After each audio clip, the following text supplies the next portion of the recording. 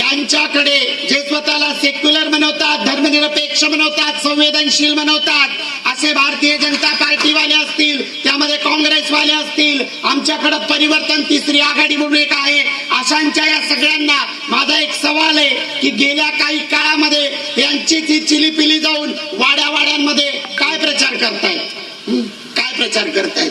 आता काय तुम्ही हिजड्याला निवडून देणार? आता काय तुम्ही हिजड्याला निवडून देणार? आता काय तुम्ही हिजड्याला निवडून देणार?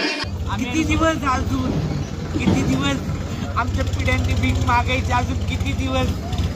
आम्ही काय यांच्या घरचं मागतोय का? काही आम्ही आमचं संविधानिक हक्क अधिकार मागतोय ना. तुमच्यात दम नाही आम्हाला तिकीट द्यायचा. आम्हाला दुसऱ्या कोणी तिकीट दिलं तर तुम्ही आमच्यावर आरोप लावताय.